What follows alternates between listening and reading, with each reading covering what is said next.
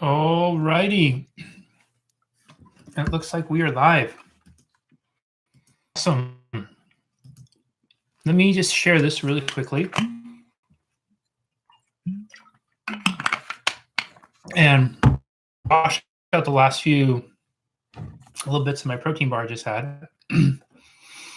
And why I do that, oops, why is this not popping up? Feel free to say hello. Let me know where you're logging in from. And what was the highlight of your weekend? What was the highlight of your weekend? So say hello where you're logging in from. What was the highlight of your weekend? And then I'm just going to share this very quickly on a couple of my other pages. If you want to invite friends and family to join in, have a watch party or whatever those things are, feel free to do so. And we'll get started here in just a couple minutes. Okay, and we're going to be talking about mindset this week. Also, while I'm doing that, I would love some feedback from all of you. How was last week's doing it as a series? Was that helpful for you? Those of you who are using the email reminder, has that been effective? Has it been able to reach you in a timely manner? Has it been a helpful resource? Any feedback you have about the lives would be greatly appreciated because it's a asset to you this year. And then I want you to take, my goal is for you to take what you learn to life forward. I just have 2 more shares to do really quickly, and I'll be ready. So be sure to say hello where you're logging in from. If you want to have any watch parties, go ahead and do that. What was the highlight of your weekend? Any feedback you have about the lives this past week would be awesome. And this is going kind of slow today. Last one. Oopsie. Okay. Thank you for being patient with that. Let's see. So if you're joining us for the first time, I will introduce myself. My name is Jesse Brisendine. I'll be your host for this evening. And what we're going to dive into today, we're doing all about mindset this week. And then I'm thinking about next week tackling guilt. I think that's an emotion that many of us struggle with, myself included. And it might be a really powerful one for us to join in. Michelle, Lee, Jamie, Robin, Linda, great to see you on here. I had the running store owner reach out to me about me and my running motivation. That's so awesome. I absolutely love that story, Linda. We'll have to share that one. So while we get started too, I want you to think about one of the things we talked about doing in here is having Mondays be a goal of the week. We're going to name out, speak out into existence one of our goals for the coming week. And then on Fridays, we'll share one of our wins of the week. So really keep that in mind. And then what's neat about that is we can hold each other accountable with it. And we never know who's going to be watching and who's going to tune in. So you might have a goal this week to accomplish something, to make 3 new contacts for a business you're starting. And the person who you actually might need to be in front of, the person who could be watching this, might be interested in your product, your service. They might be somebody who's tuning in. And so I encourage this as that kind of platform for it. Share a goal you have for this week. And then you never know how it might happen. As Linda was just sharing, what's really remarkable about her is she started putting something out there that was meaningful to her, that was very purposeful to her. And because of that, she started to get it recognized now by other people too. So that's the power of this stuff, is when we speak it out into existence, when we share it out into the world, other people can have the opportunity to discover it too. So just keep that in mind. And what's your goal for this week? For those of you who haven't been on these lives before, generally what I'll do is I'll teach for probably about 10, 15 minutes or so tonight. And then I would really open it up to a discussion afterwards. I would love to answer questions you have, address any topics you have about this. So I encourage you to take notes.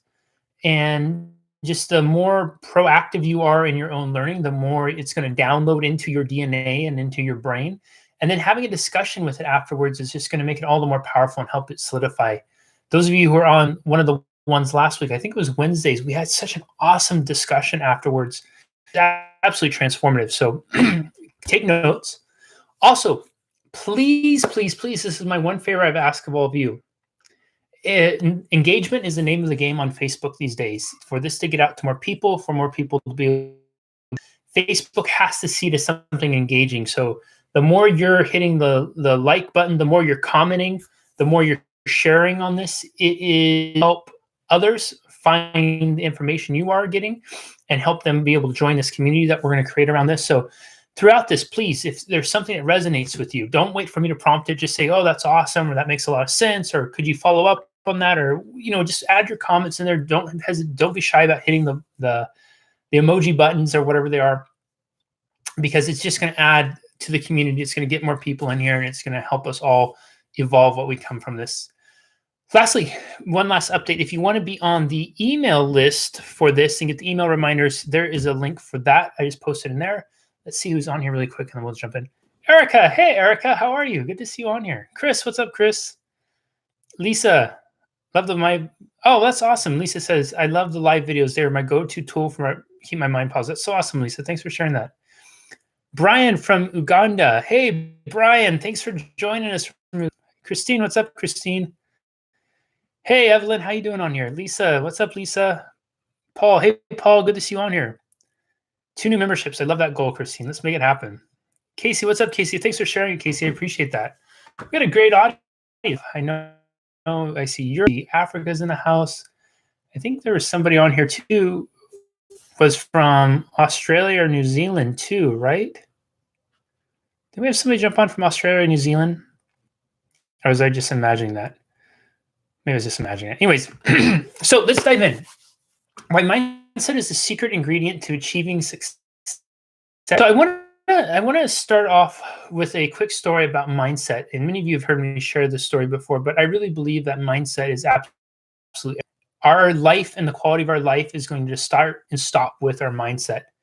And if we're not mastering what goes on between these 2 ears and what's going on in here, we're fucked.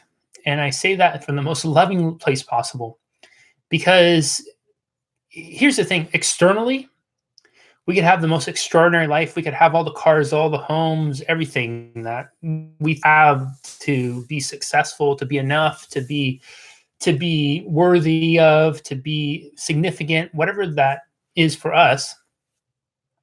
And if we haven't done the inner, it could be the most empty and lonely space possible. I have the good fortune of working with quite a few people in different life, from Hollywood celebrities to CEOs of big companies to musicians and whatnot.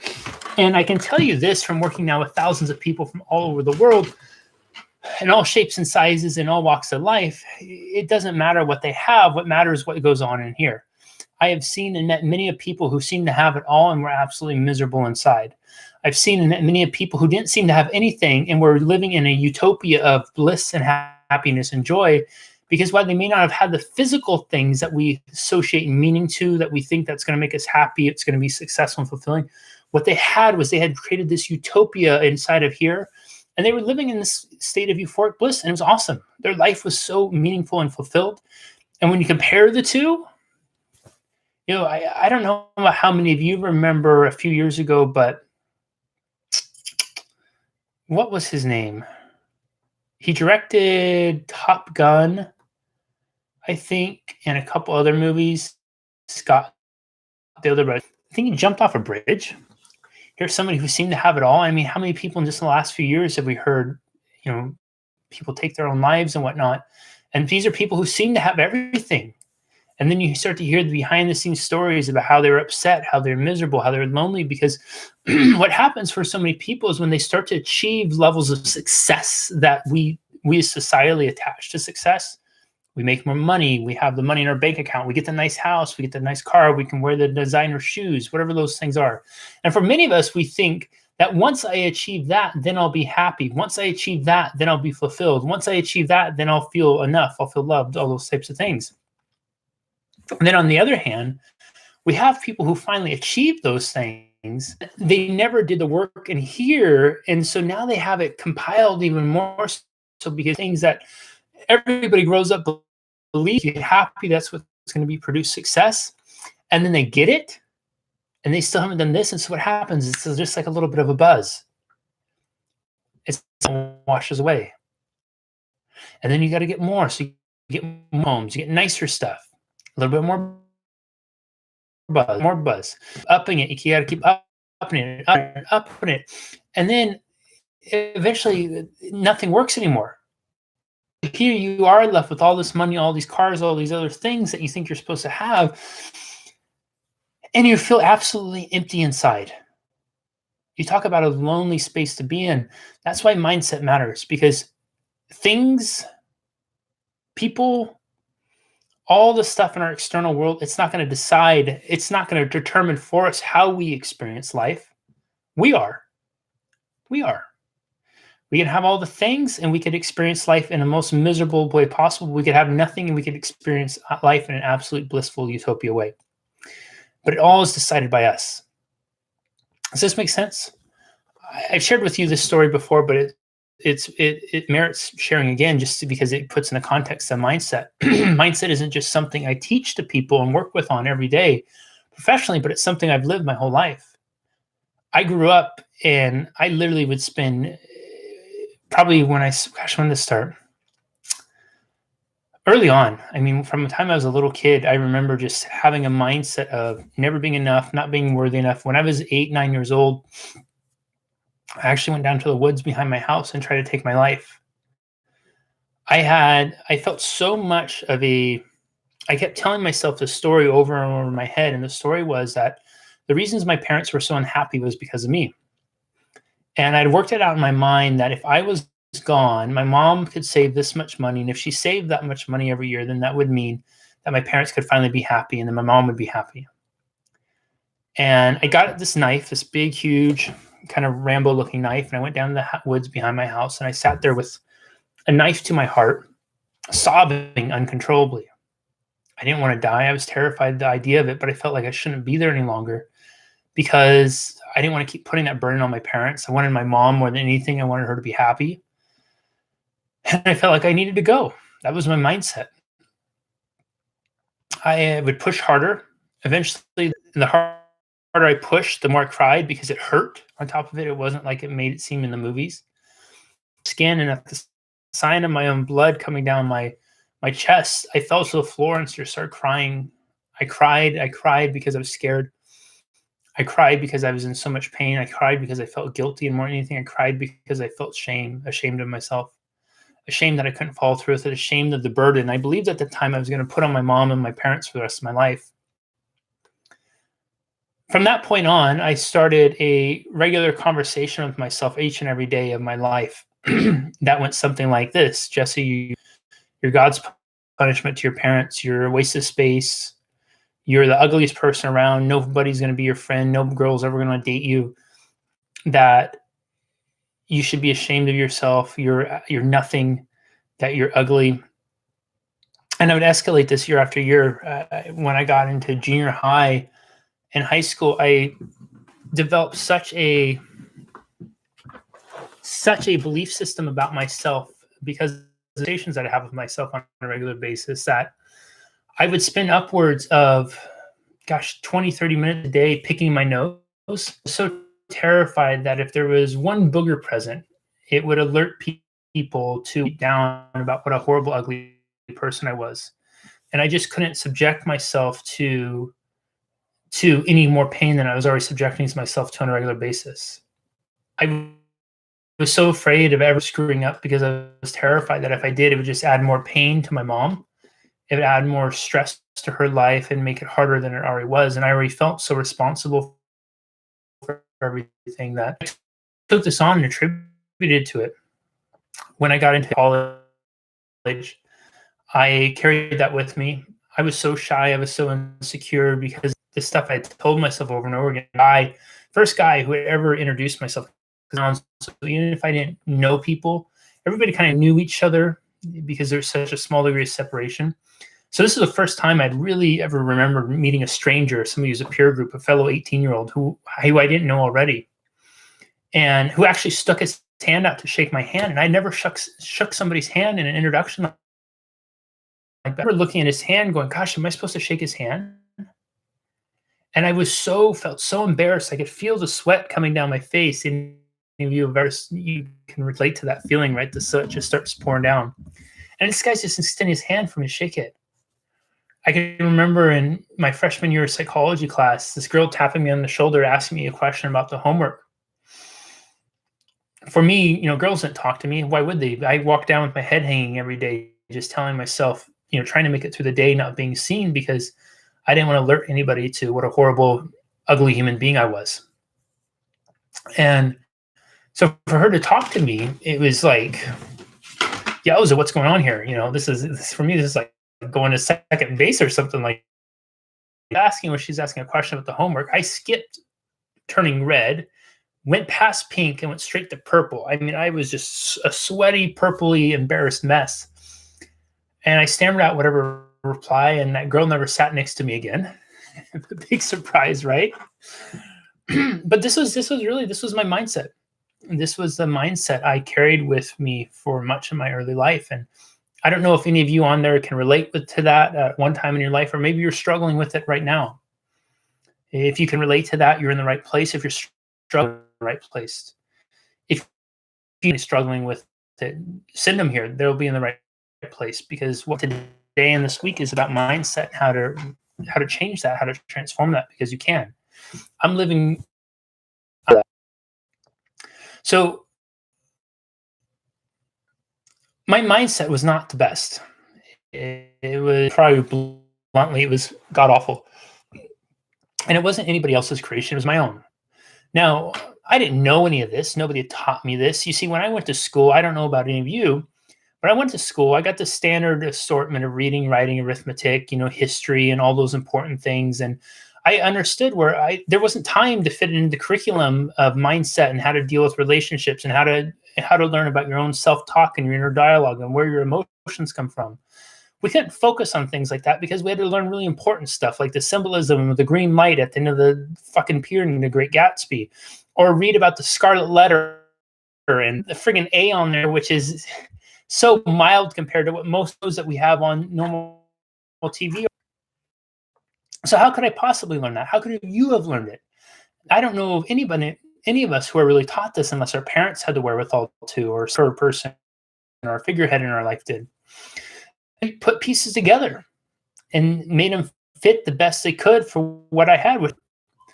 And part of the reason I've devoted my life to really spaces and to working with individuals and organizations to overcome their limitations, to live happy, successful, and fulfilled lives, is because I know firsthand the taxation that a limiting mindset places on you.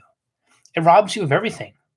It robs you of absolutely everything, because see, I think who we are, human beings, who we are, two things really, our thoughts and our emotions.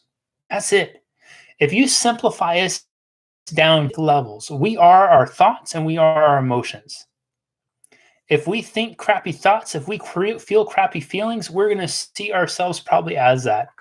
We experience life to the degree of which we allow ourselves to experience our thoughts and our emotions. You experience blissful thoughts, you're going to experience a blissful life. You experience negative thoughts, limiting thoughts, restrictive thoughts like I did, and emotions, you're going to live life with those kinds of limitations placed on you. Right? Our life, the quality of our thoughts and the quality of our emotions. A high quality life is going to be decided by high quality thoughts, high quality emotions, and vice versa. Now, this should be super empowering to everyone, because guess who's in control and who's in charge of this and this? It's you. It's the person you look at in the mirror every morning when you brush your teeth. That person. Can we be influenced by outside? Yeah, absolutely. To the degree in which we allow ourselves to be influenced. See, we all learn whatever we learned when we were young, and that was that. And we can also be taught new things and choose to accept it as being true. Easy example of us. I don't know about any of you, but how many of you learned in 1492 Columbus sailed the ocean blues song? I remember as a kid, hero. We got a day off from school, all these types of things, and now you even say the word Christopher Columbus, and it's like, oh, murderer, all these other horrible things, right? But at one time, we believed that to be true, and then we changed our belief around it. O.J. Simpson, Cosby, The list goes on and on and on. And so the point of those, the point of it is not to dissuade you from ever eating Jello again. Although I gotta be honest with you, since I've heard some of Mr. Cosby's transgressions, I haven't even wanted to go near Jello. It's to encourage you to look at the own personal power you have, and that is the power to create what's going on in here and in here. You control that. You've been taught it, you've been influenced to other ways, but you can control it, you can choose it, because the quality of life boils down to two things: the quality of your thoughts and the quality of your emotions. You could be stuck in a wheelchair without the use of your arms and legs, and you could live an absolutely blissful life because you created it in here and here. You could be the super stud, the most amazing body, awesome shape, everything else, and you could live a horrible life because you live a horrible life and you've created a horrible life in here and here. So the quality of our lives is going to always be determined by the quality of our thoughts and our emotions, which means that if you want to change your life, you got to change your thoughts. If you want to transform your life, you have to transform your thoughts. My life was a life of limitation. Thought process was a thought process of limitation. My life was handicapped because my mindset was handicapped, and it was handicapped by one person only, this guy. When I began to transform my thoughts and change my mindset, I began to transform how I experience life. You guys with me on this? Yes, no, making sense? So if we want to change our life, we have to change our thoughts. Empty the glass half full. How do you choose to live? How do you choose to see things? There's a great story that just popped up. Thanks, merit sharing. There was this young kid once who went up on a hill one day to work on his baseball game, and he's probably 6, 7 years old. He's one of those kids that walked up there with an oversized jersey. The pants barely fit him, and kind of trudging along. He dragged the bat behind him. He had his glove and his ball with him. And he gets up there and he's getting ready to practice. And so he's on top of this mound. He has his bat in one hand, the ball in the other hand. He throws the ball up as high as he can. He grips his bat and he says, "I'm the greatest hitter." And he swings. And he misses. Strike one. The kid's undeterred, though. Picks the ball up again, takes a deep breath. He throws it up even higher. He grabs the bat and he gets ready to swing at this one. This time he says, "I'm the greatest hitter in the whole world." Swings. Strike two. Kid's down 0-2 now. It's not looking good. 3 strikes and you're out, right? Takes a really deep breath. Grips the ball, grips his bat. He throws the ball up as high as he can, and he takes his deep breath and he says, "I'm the greatest baseball player ever." And he swings the bat as hard as he can. Strike 3. He missed again. So was he out? The little kid here, in his infinite wisdom at 6, 7 years old, took a deep breath. A smile started across his face. His eyes widened. And he exclaimed, "Wow, I'm the greatest pitcher of all time." Now just think about that short, sweet story. Think about how powerful that is. Right? If the kid's mindset was, "I'm the greatest hitter," if he wasn't willing to change it, what would have happened if he struck out? That's it. What's the narrative there? Right? Or if I can't, I'm not enough, I'm not capable, whatever it is. But he shifted it. He found the empowering meaning. He found the silver lining. He found a way to see it where he could thrive in any conditions he was in. Many of you remember Christopher Reeve, who played Superman in the 80s, right? Superman breaks his neck in a horse riding accident. He goes on to found the Christopher Reeve Foundation and shared much of the research that they did in spinal research. And who knows, it may be very much because inspired of him that in the coming years, there's a strong prediction that people who have had severe spinal injuries will be able to regain the use of their limbs again. Because it upped the system. It took this idea of what once was just impossible and there was no merit in even looking at it and made it possible again. We live in a world now where we're getting ready to go to Mars, that we're able to live longer, that we have cars that drive themselves, that we have phones that can do anything and everything. Hell, they even listen to what our conversations are, and then they put ads up. If you saw my Facebook post from last week about that, it was a true story. And if we can do that and all that in this great time of innovation, we can certainly innovate ourselves a better mindset. You change your thoughts, you change your life. And the last thing I wanted to share with you all today is what you focus on is what you'll experience. What you'll focus on is what you'll experience. This is a cornerstone of my TEDx talk, which I am super excited to share with you once it gets finally edited and up on the TED site, which I'm still waiting for. But as soon as it does, I'll be definitely share it with you. And if any of you want me to make sure you get it, just type in, I'd love to see your TED talk, and I will make sure you get a copy of it. But what you focus on is what you experience. See, our emotions don't happen by chance, even though it sometimes seems that way. We are creating our emotions we're always creating our emotions from what we focus on, what the language we tell ourselves, and it all originates in, it all comes from in our head. So if we're constantly focusing on the time we went up to practice baseball and we thought we were the greatest hitter and we struck out, and that we're the strikeout now, guess what? We're going to experience a reality that's like that. If we constantly focus on the time we finally got the courage to ask the person out and they said no, and lose, or it made us not enough, not worthy, we're going to constantly find evidence to support that. If we're going to on that one time we got an F in school, or the when mom said she didn't this, or dad did this, or whatever it is, that becomes a reality. See, many of you right now who are struggling with your mindset, you're struggling with your mindset not because your mindset is broken or anything.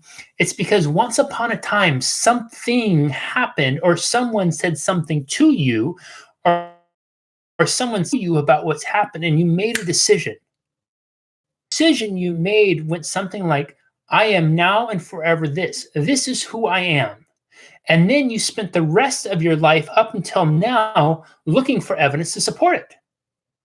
That kid would have decided that he was just a strikeout. He was a failure. Could he find more evidence out? Absolutely. Could he find more evidence to support? Absolutely. We all can. We can all find evidence to support whatever it is that we want to believe. If we want to believe we're worthless, find evidence to support it.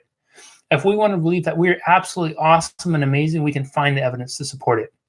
So much of the struggles you have in your life come down to these specific moments of decision that happened once upon a time. And because of that, a narrative evolved that you've been playing on.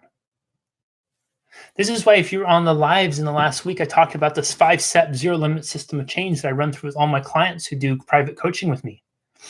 The first and biggest step that you have to do if you want to really not just change, but transform, is we got to get to the root causes of what causes. You can't kill a weed by chopping off the top. You eliminate weeds by getting to the roots.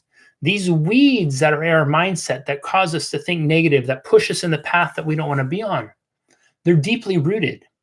And we got to get to the origin, the source of it, and pull them out to transform as we go forward. I had some amazing conversations this past week from people who signed up to do the complimentary strategy sessions I was offering last week. It was transformative. Those of them who are continuing on with coaching, it has been absolutely unbelievable to see what they've been able to accomplish in just a short time. Because it all boils down to mindset.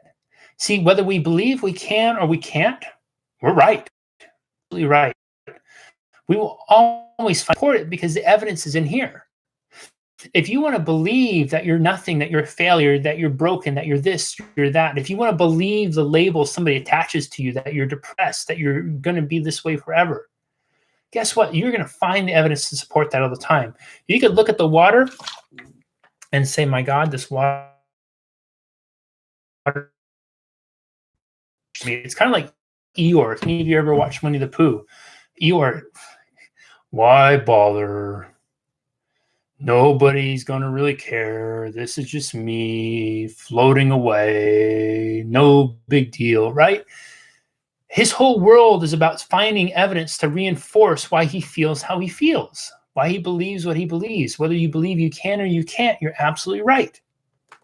See, what we decide decide to believe, which comes from in here, is going to be the reality we experience. You want to change your life, change your thoughts. You want to change the reality you experience, change what you're capable of experiencing. The reason most people do not achieve what they want to achieve is because they don't believe they can achieve it. The thing that separates people who decide to do coaching with me and the ones who decide not to do coaching with me is what they believe. I tell everyone when it's time I give them the opportunity to sign up and say, here's the thing. Coaching this is a very powerful process. If you think you should do a thing for you, if you believe in your heart you should do this, you got to find the strength and the courage inside of you to sign up. Because I promise you this, nothing will change if you do nothing right now. But if you get a little uncomfortable and you step out of your comfort zone and you go and change. I can sit here and tell you story after story of people I've worked with who have done extraordinary things in their life, started their own business, transformed their relationships, overcome past traumas, gotten rid of addiction, increased their bottom line by 40+%. The list goes on and on, lose extraordinary amounts of weight. And it all started in here. We had to get to the root because they were telling themselves stories about who they are and why they couldn't. So why is mindset the secret ingredient to achieving success and fulfillment? Because everything, who we are, it's our thoughts we think. Everything starts with our mindset. What we think about, we bring about. What we focus on, we'll experience. And if we find ourselves constantly focusing on how we're not enough, how we're this, how we're that, how we're living a life of limitations, we will. Now, if you're watching this and then live in 2019 and beyond, you want to transform your life, it starts with here. All right. I know that was a little bit longer than 10, 15 minutes. I kind of got on a roll there. First of all, was this helpful? Yes, no? And then what questions do you have? What questions do you have? Questions. And was this helpful? I'm just going to scroll back through and just see what we got from everybody. And why I have everybody's attention, if you want to get on the reminder list for this time, and this is a reminder with that, what I'll do is I will send you out a email sometime the weekend before, so between Friday and Sunday, to give you an alert on what the coming week schedule is going to be. And those of you who are on that list, was that helpful for you? Definitely just say hi. Hey T, good to see you on here. No worries, you can rewatch the beginning as soon as we're done here. I think it was a good beginning. Huge thanks to those of you who have been commenting, who have been liking, who shared this. I appreciate you doing it so much. I use a wheelchair. Instead of focusing on the negatives, I prefer to enjoy the feeling of not having to queue up at theme parks. Awesome. That's the magic right there, Lisa. And it's transformative, isn't it? I'm currently working on my self-work. It's an empowering struggle. I like that. Good thing. I stayed at Christopher Reeve's Rehabilitation Center after my car accident, coma, and brain injury. It was a great help. Okay, so there's a wonderful testimonial right there. Stayed at Christopher Reeve's Rehabilitation Center. Here's a lady on here who stayed at Christopher Reeve's. If Christopher Reeve had not gone through what he went through, and then more specifically, if he had not made the decisions about his mindset afterwards, there would not have been a Christopher Reeve Rehabilitation Center to stay at. And they likely would not have had the research and advances that they had at that time to do it. And hopefully it's helped and contributed to your rehabilitation. So evidence in action. I'm so grateful you said that. TED Talk. Yeah, I'll be sure you get it, Christine. Yeah, at least I'll definitely get it. Eric, I'll definitely get you the TED Talk. I don't think I'm a piece of shit, but I don't think I'm awesome either. Don't know what I am. Confused.com. We should talk to you. I was thinking I'm a bloody failure, but I do know I'm not. It's just mindset. What you said, Paul, we gotta get you on one of these coaching programs. We've been talking about it for too long now. How do you change your subconscious mind? Great question, Linda. It really comes down to the first thing is we have to get rid of the roots. I would love to sit here and tell you that it's as simple as saying, okay, well, just don't think about it, or whenever you catch yourself thinking about something, change the thought. And can that help? Yeah, absolutely, to some degree. And my goal is to stop thinking about slugs, and every time I catch myself thinking about slugs, I say cat. That will help to some degree, but the real transformative power of this, it comes from getting to the root of what's causing it first. Because you think about just in a garden, if they're occupying space, and that space they're occupying means that we're not able to plant leaves there. We're not able to plant anything else. We're not able to plant succulents, the fruit, the vegetables that we want to grow. So to create that space to allow us to plant and grow whatever it is we really want to get to the root to eliminate the weed. And then once we do that, it clears the space. Otherwise, what we're doing is we're playing this game of snip, cutting the top of the weed off, making some room at the surface, plant on it. But what happens is the roots of those nutrients, it'll eventually overtake it. That will wither and die. So with so many of us, if we try to positively think ourselves out of things without getting to the root, and things eventually overtake us and die. We see this play out all the time right now in New Year's resolutions. We're not even a full 2 weeks into the new year. How many of you, be honest, how many of you have struggled with a New Year's resolution already? Or how many of you know someone who's already up on their resolution? Because they came in and they thought they could positively think it, but it's fucking hard. And it's even harder if you don't get to the root. So we got to get to the root first.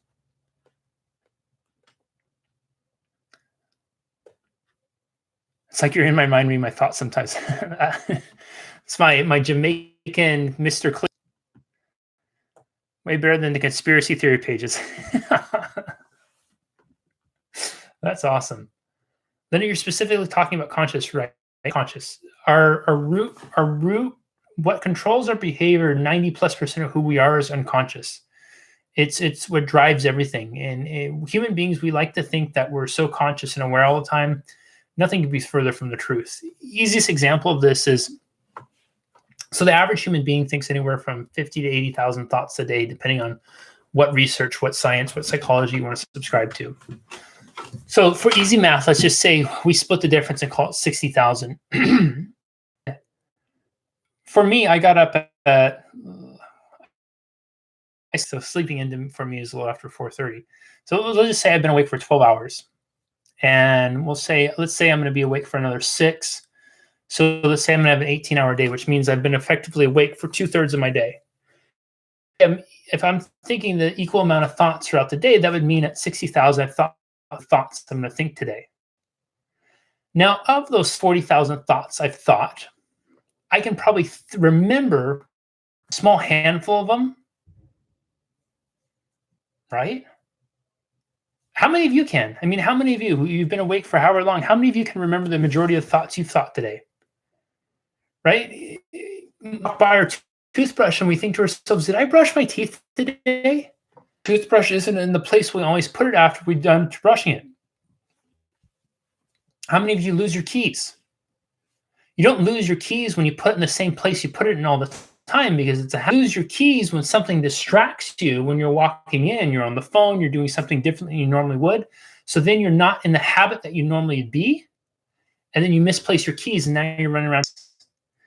See, most of who we are, that's why these root causes of the things, where they're beneath the surface, we might have an idea of them when you're starting to think about and talk about things like this, because you're in a different kind of mindset. Triggering things, it's causing you to think differently than you normally would. But it's somebody told me once, and I thought this was so fascinating, that the processing power of our conscious mind and our unconscious mind, if you were put the two of them as, let's say, a race, and they're running a race, it would take our conscious mind the equivalent of 18 months to do what our unconscious mind can do in 1 second. Think about it. It would take our conscious mind the equivalent of 18 months to do what our conscious mind, our unconscious mind, can do in 1 second. But it makes sense too, because everything that's happening with right now, allowing you to be here, talk, all those types of things, multitask, whatever you're doing, is all driven by unconscious. Your unconscious is helping your lungs pump oxygen through your body. It's having your heart pump blood out. It's circulating energy and oxygen through your body. It's helping your posture. It's allowing you to click. It's allowing your muscles to move to tight. It's what's allowing you to listen and interpret and all these types of things. It's all happening unconsciously. Our conscious mind can even begin. If we had to think about all those things, if we had to think about, imagine if you had to think about breathing, and you had to think about pumping blood out, and you had to think of, most of us can't even remember if we put our groceries away, right? We just can't. Most of us can't make directions without Google Maps anymore. It tells us where to go. So if we had to actually be in charge of biological things that have to happen for us to be alive, we'd be fucked. And not in a good way. Good questions. Chris, is the roof created in childhood? And I have time for one more question. If somebody wants to type in one more question, I have time for one more question. Great question, Chris. And it depends. Many of them are, and then many of them aren't. I've worked with plenty of people who had that were created with plenty of people who had roots that have been created later on in adulthood too. And so it really depends on the person. And we'll think we know what it is, and it's really something completely different. Several people in the past who had chronic allergies, and they weren't allergic because they were allergic. They were allergic because about being an allergic. And the belief came something like this: once upon a time, when they were 2-3 years old, they had a cold or something like that, and they went to pet the cat. They sneezed, and their mom, "Oh my gosh, sweetie, must be allergic like your Aunt Sally. She's allergic to cats. She sneezes whenever she touches a cat." Well, as a little kid, you want to be just like your Aunt Sally. You're already doing and emulating anything she says. You try to copy the words she says. You try to walk like she says. So why wouldn't you try to sneeze like Aunt Sally does whenever you do? So what happens then in that point is the root takes in that you're allergic to cats. And you can carry on your whole life like that, having an allergic response to a cat. That's nothing more than a program, a suggestion, an idea, a decision that you made once upon a time that took root, and then you just started doing, act, and everything accordingly. See, all allergic reaction probably right now, if I told you to think about, right now, you're sitting wherever you're sitting right now, I just want you all to imagine on your left leg right now, there is a big black spider slowly crawling up your leg, one teeny tiny hairy leg at a time. Feel its little legs scurrying up your skin, interacting with the hair follicles, brushing the skin as it moves more and more up your leg, up your thigh. As I'm talking about that, how many of you actually had to go down to your left leg and brush your left leg because you felt like there was something crawling up your leg? Be honest. I felt it, and I was the one doing it, and I knew what I was doing. Right? Anybody? Yes, yes. How many of you felt a spider? I found myself putting cereal in the fridge.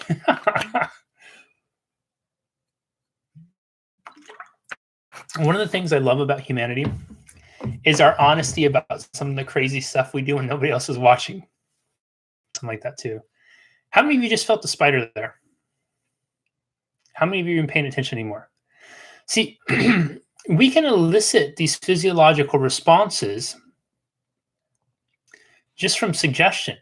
And then if we kept reinforcing that over and over again, we can start to believe it to be true.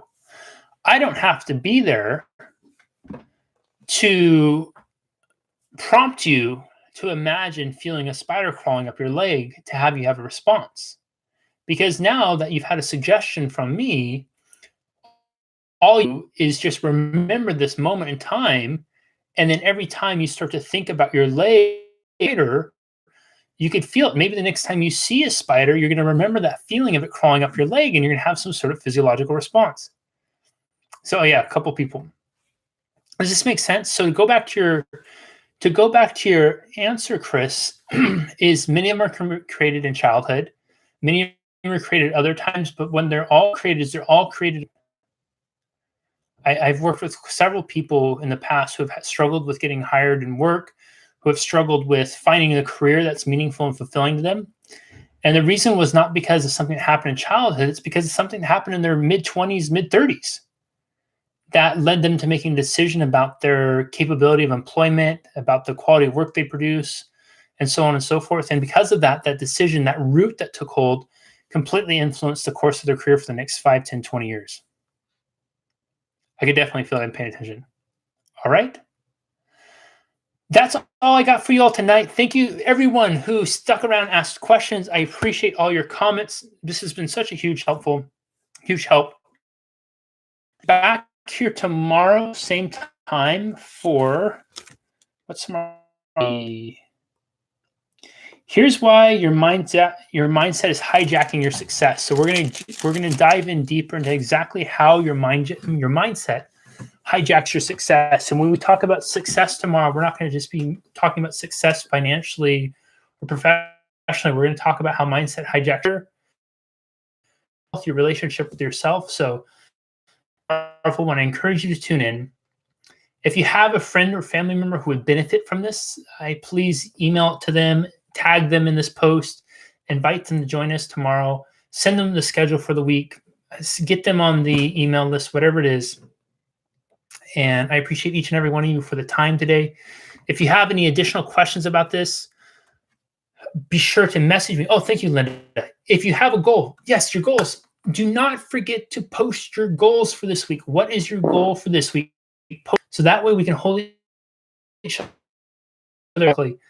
I'm doing a half-day program for some clients tomorrow. So my big goal for this week is to deliver a awesome experience for them, give them some really empowering tools for the year to come, make some significant shifts in how they're doing their business, and really make a positive impact in themselves, their customers. So that's the day tomorrow. Start for the week, so show them in there, and then we'll share our wins on Friday. And that's it. Who are in your heart, you need to talk with me about doing coaching, do not hesitate to reach out, send me a message on whatever the case may be. And finally, we're noon or night. Remember, today sees the moment. This is the only time you're going to be able to live this moment, so make the most of it. Thanks, everybody, for being here. We'll talk to you soon. Bye-bye.